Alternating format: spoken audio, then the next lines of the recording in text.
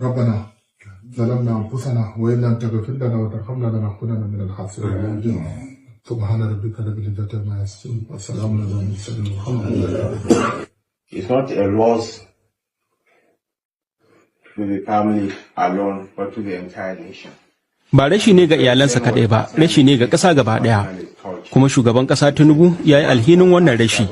Wannan rashin ya taɓa shi ƙwarai. Allah ya ji kan babanmu, Allah ya gafarta masa, ya ba shi aljanna firdausi. Of our patriarch, of our father, eternal rest, and reward him with his aljanna firdaus.